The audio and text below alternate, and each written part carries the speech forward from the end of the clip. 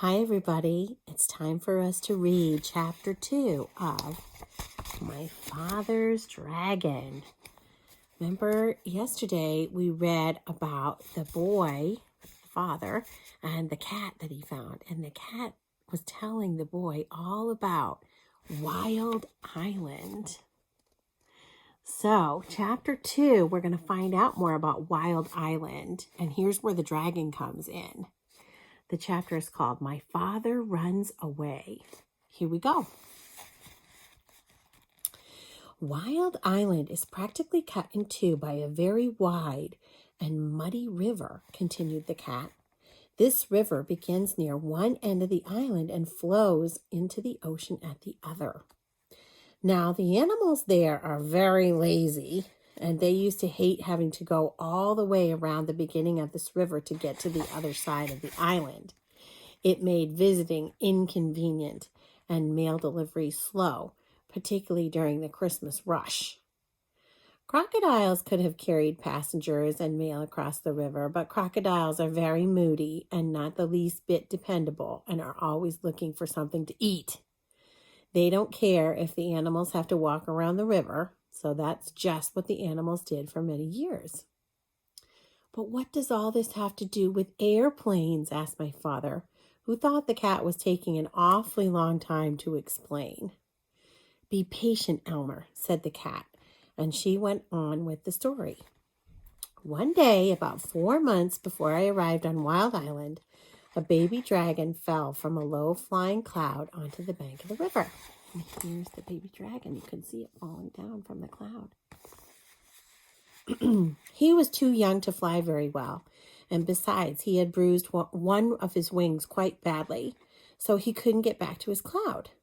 The animals found him soon afterwards, and everybody said, "Why, this is just exactly what we've needed all these years." They tied a big rope around his neck and waited for the wing to get well.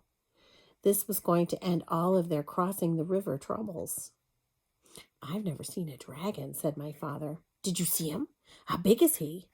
"Oh, yes, indeed I saw the dragon. In fact, we became great friends," said the cat. "I used to hide in the bushes and talk to him when nobody was around. He's not a very big dragon, about the size of a large black bear, although I imagine he's grown quite a bit since I left. He's got a long tail and yellow and blue stripes. His horn and eyes and the bottoms of his feet are bright red, and he has gold-colored wings." "How wonderful," said my father. "What did the animals do with him when his wing got well?" They started training him to carry passengers, and even though he is just a baby dragon, they work him all day and all night too sometimes. They make him carry loads that are much too heavy, and if he complains, they twist his wings and beat him. He's always tied to a stake on a rope just long enough to go across the river. His only friends are the crocodiles, who say hello to him once a week if they don't forget. Really, he's the most miserable animal I've ever come across. When I left, I promised I'd try to help him someday, although I couldn't see how. The rope around his neck is about the biggest, toughest rope you can imagine. With so many knots in it, it would take days to untie them all. Anyway, when you were talking about airplanes, you gave me a good idea. Now, I'm quite sure that if you were able to rescue the dragon, which wouldn't be the least bit easy, he'd let you ride him most anywhere, provided you were nice to him, of course. How about trying it?" "Oh, I'd love to," said my father. And he was so angry at his mother for being rude to the cat that he didn't feel the least bit sad about running away from home for a while. That afternoon, my father and the cat went down to the docks to see about ships going to the island of Tangerina. They found out that a ship would be sailing the next week, so right away they started planning for the rescue of the dragon. The cat was a great help in suggesting things for my father to take with him, and she told him everything she knew about Wild Island. Of course, she was too old to go along.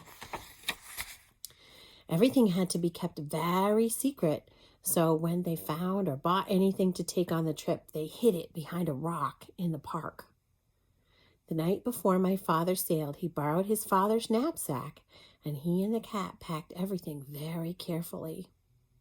He took chewing gum, 24 pink lollipops, a package of rubber bands, black rubber boots, a compass, a toothbrush and a tube of toothpaste, 6 magnifying glasses, a very sharp jackknife, a comb and a hairbrush, 7 hair ribbons of different colors, an empty grain bag with a label saying cranberry, some clean clothes, and enough food to last my father while he was on the ship.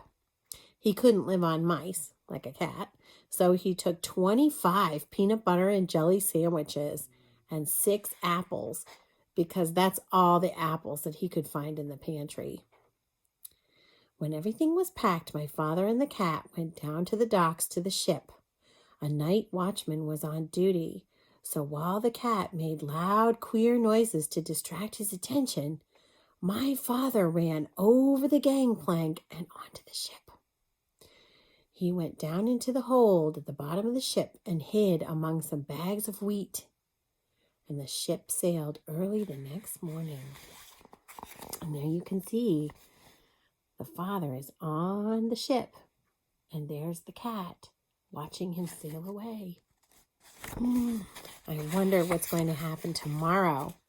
Chapter 3 is called My Father Finds the Island. Okay, so we'll see you tomorrow for the next chapter. Bye, friends.